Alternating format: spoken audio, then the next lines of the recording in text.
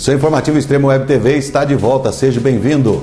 O velho sonho de voltar a ter Carlito Tevez começa a ganhar vida outra vez no Corinthians. Os recentes fracassos em negociações com o Milan, na Itália, e o Paris Saint-Germain fizeram a diretoria do Timão ficar atenta novamente sobre a possibilidade de contratar o atacante do Manchester City, da Inglaterra. Depois de oferecer 90 milhões no ano passado, o clube paulista cogita agora enviar uma proposta de empréstimo. Por enquanto, o assunto ainda é tratado com cautela pela cúpula do departamento de futebol. Os dirigentes querem aguardar os próximos capítulos da novela que envolve a saída do argentino para oficializar uma oferta. A esperança é de que, sem mais nenhum outro clube interessado, o City aceite liberar o jogador até meados de 2013 por um valor mais baixo ou, no melhor dos casos, gratuitamente. A espera corintiana vai durar até o dia 24 de fevereiro, data do fechamento do mercado de transferências na Rússia. O Anzi, que no ano passado tirou do Timão o lateral esquerdo Roberto Carlos e o volante Jusilei, é o mais novo interessado em Tevez e estaria disposto a abrir os cofres, oferecendo cerca de 41 milhões. O frio, porém, seria um obstáculo para convencer o argentino. O maior adversário do Corinthians na transação está num país vizinho. O Boca Juniors da Argentina também tenta contratá-lo, mas esbarra na crise financeira. O clube não tem muito dinheiro para oferecer ao City, mas aposta no amor do jogador para repatriá-lo nas próximas semanas, principalmente para poder conquistar a Copa Libertadores novamente. Corinthians e Tevez estão em acordo desde julho do ano passado, quando o então presidente Andrés Sanches viajou à Argentina e acertou as bases do contrato com o advogado Adrián Ruocco. O atacante receberia cerca de 10 milhões anuais por um contrato de 4 temporadas. A negociação só não foi concretizada pela recusa do Manchester City. O clube não aceitou os 90 milhões oferecidos, cerca de 100 milhões, e ainda queria alterações na forma de pagamento. O Timão queria desembolsar o montante em 4 parcelas a partir de 2012. Campeão brasileiro em 2005, Tevez se transformou em um dos ídolos da história recente do Corinthians. O jogador sempre deixou as portas abertas para voltar a vestir a camisa alvinegra, sobretudo ficar mais próximo da família moradora de Buenos Aires. Caso a negociação avance, Carlito só poderá ser inscrito pelo Corinthians nas oitavas de final da Taça Libertadores. A lista dos 25 atletas que disputarão a primeira fase do torneio tem de ser entregue à Conmebol até 48 horas antes da estreia. O Timão faz seu primeiro jogo dia 15 de fevereiro contra o Deportivo Táchira, na Venezuela. O lateral esquerdo Léo passou por uma operação de artroscopia no joelho direito nesta segunda-feira em São Paulo, no Hospital Sírio-Libanês, para corrigir uma lesão de menisco. O procedimento, considerado simples, ocorreu bem e o jogador deve iniciar trabalhos de fisioterapia nos próximos dias. A previsão é de que o atleta desfalque o peixe por aproximadamente um mês. Desta forma, o lateral já está descartado para a estreia do Alvinegro na Libertadores, que acontece no próximo dia 15 contra o The Strongest, da Bolívia, lá em La Paz. Com o joelho direito apresentando inchaço, Léo foi cortado da delegação santista, que viajou a Presidente Prudente para o clássico contra o Palmeiras. Pará atuou improvisado no seu lugar. Tudo porque, após a estreia dos titulares contra o Oeste no empate por 1-1 na Arena Barueri, em jogo válido pela 4ª rodada do Campeonato Paulista, ele alegou fortes dores no local. Após completar 400 jogos pelo Santos, o lateral terá de ficar parado, em recuperação.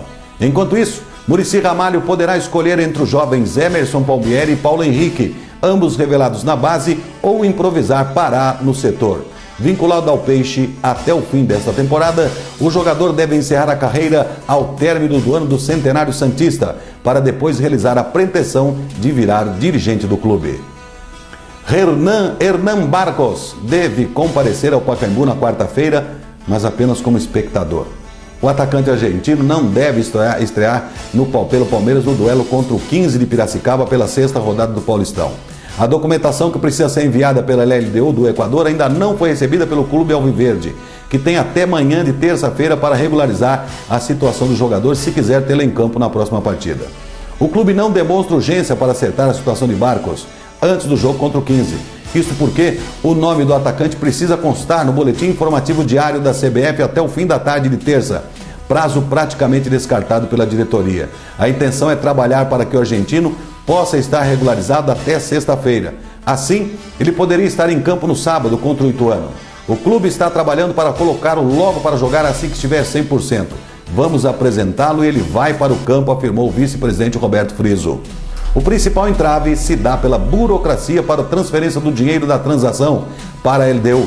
O Palmeiras vai pagar cerca de 4 milhões de dólares, ou seja, 6 milhões e 900 mil reais por 70% dos direitos econômicos do jogador. Mas os problemas de regularização têm impedido até a apresentação oficial do reforço. Na semana passada, Barcos obteve seu visto de trabalho e espera apenas a resolução entre os clubes para jogar. Retirado de campo no segundo tempo da partida do último domingo contra a Ponte Preta em Campinas, o lateral direito Ivan Pires, do São Paulo, lutará contra o tempo para tentar reunir condições de enfrentar o Comercial. Na próxima quinta-feira o jogo é às 21h50 no estádio do Morumbi. O jogador, que sentiu uma fisgada na coxa esquerda, realizou uma ressonância magnética que não apontou nenhuma lesão, apenas um edema. Ele já iniciou o tratamento intensivo no Refis nesta segunda, no dia de ontem, e deverá ser novamente avaliado até amanhã. Caso o paraguaio seja vetado, a tendência é que João Felipe ganhe uma nova oportunidade na equipe. O ex-defensor do Botafogo do Rio de Janeiro contratado no meio do ano passado. Era titular absoluto com Adilson Batista, mas começou a perder espaço com a chegada de Emerson Leão, que gosta de backs que joguem simples, ao contrário do camisa 21, que gosta de subir ao ataque. No mais, o time deverá ter a mesma formação que venceu a Macaca por 3-1 no final da semana, com o meio-campo formado por apenas um volante de marcação, Wellington. Aliás, ele precisa tomar cuidado, já que se levar o cartão amarelo no duelo desse meio de semana, terá de cumprir suspensão no clássico no fim de semana contra o Corinthians no estádio do Pacaembu. O jovem Caio viveu um momento de glória na Arena do Jacaré, em Sete Lagoas, aqui em Minas Gerais, nesse sábado. Fez seu primeiro gol como profissional do América e ajudou seu time a vencer a Caldense por 2-0 e assumir a liderança isolada do Campeonato Mineiro. Tudo isso um dia antes de completar 19 anos. Após seu gol, o segundo do Coelho, o meia se emocionou e chorou na comemoração. Eu fiquei emocionado, não tem como não ficar. Foi meu primeiro gol como profissional, um dia antes do meu aniversário, presentão. Foi o melhor presente que eu poderia ter de Deus e eu recebi. Tem que ficar muito alegre mesmo. Caio fala de seus objetivos na carreira. Para ele, o importante agora é se firmar no América e conquistar definitivamente seu espaço. Num primeiro momento, penso em me tornar titular, mas de qualquer maneira, titular ou não, penso em me firmar aqui para a gente brigar por esse título mineiro e o acesso à Série A, porque neste ano de centenário isso vai ser muito importante para o América e para a minha carreira também. O Coelho volta a campo somente no dia 22, quando vai a Ipatinga enfrentar o Nacional. Para Caio, os 18 dias sem jogar podem ser prejudiciais ao Coelho. A gente vem embalado, no ritmo de jogo bom, 2 jogos em 2 semanas. Então uma paralisação dessa acaba travando esse aspecto do ritmo de jogo. Mas é manter focado, treinar bastante e aproveitar o horário de descanso para melhorar o que a gente precisa melhorar. O técnico Cuca mais uma vez gostou da atuação do Atlético Mineiro neste início de campeonato. Na vitória de virada por 2-1 sobre o América de Teófilo Otoni, o treinador exaltou a entrega e a qualidade do elenco alvinegro. Para o treinador, o triunfo foi justo no estádio Nassir Matar, uma vez que o time alvinegro ditou o ritmo da partida. Começamos bem, perdemos gol com o Escudeiro, o goleiro foi feliz.